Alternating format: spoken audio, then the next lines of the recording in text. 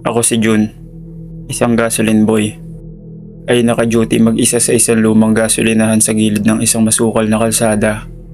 Madalang lang ang mga dumadaang sasakyan, kaya't nagpasya akong umupo sa gilid at magpahinga. Habang nakatingin ako sa malayo, may napansin ako isang matandang babae na naglalakad papalapit. Payat ito, kuba at may daladalang supot. Nakasuot ito ng lumang damit at nakayuko ang muka. "Sir, pwede makahingi ng tubig?" Mahinang sabi ng matanda habang nanginginig ang kamay. Dali-dali naman akong kumuha ng tubig at inabot ito. Ngunit nang abutin ng matanda, napansin ko ang mga kuko nito ay mahaba at matutulis, parang kuko ng hayop. "Gabi na pula, delikado na maglakad-lakad kayo mag-isa," sabi ko habang sinusubukan kong itago ang kaba. Dahan-dahang tumingin na matanda sa akin at sa unang pagkakataon, nasilayan ko ang mukha nito. Maputla ang balat, pula ang mga mata at ang bibig ay may mahahabang pangil. Nanigas ako sa takot, hindi ako makagalaw, hindi makatakbo. Unti-unting lumapit ang matanda. Unti-unting bumuka ang bibig nito at sa isang iglap, bumaba ang dila nito na parang ahas papunta sa akin. Napaatras ako at natumba sa sahig. Sumigaw ako ng malakas. Biglang nagliwanag dahil sa isang paparating na sasakyan. Nakita kong mabilis na tumakbo ang matanda papunta sa gubat at tuluyan na wala. Takot na takot ako at dali-daling tumakbo pabalik ng gasolinahan. Kinaumagahan, ikunento ko ito sa aking kasamahan. Napailing lang ang matandang mekaniko. "Sabi ko na nga ba, bumalik na naman yun. Dati may nawawalang tao rito. Puro buto na lang ang natira nang matagpuan sa gubat. Ingat ka, Jun. Baka sa susunod, ikaw na ang hanapin niya." Simula noon, hindi na ako nag-iisa sa aking shift at lagi na ako may dalang bawang at asin sakaling bumalik muli yung matanda.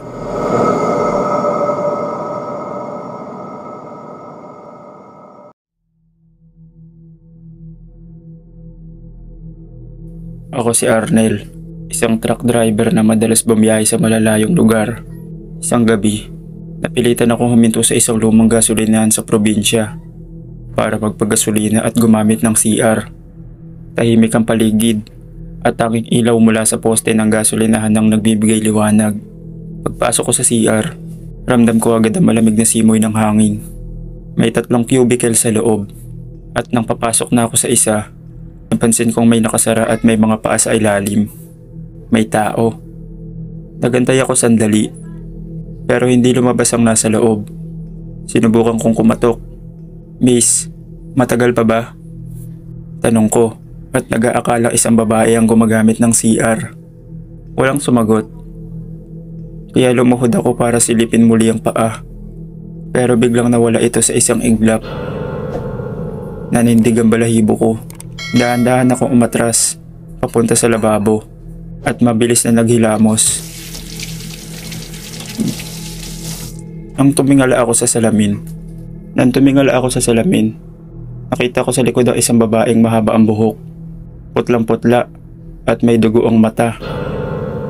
Bago pa ako makasigaw, narinig ko ang isang malalim na bulong sa tenga ko. "Huwag mo akong tignan." Dali-dali ako tumakbo palabas. Hindi na ako lumingon.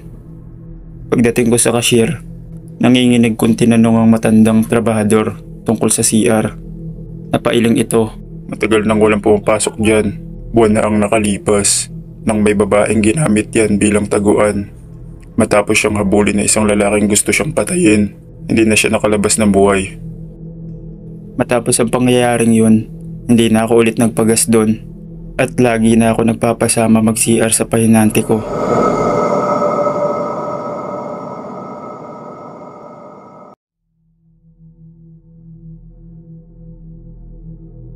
Gabi na at halos walang dumadaan sa isang lumang gasolinahan sa isang liblib na kalsada.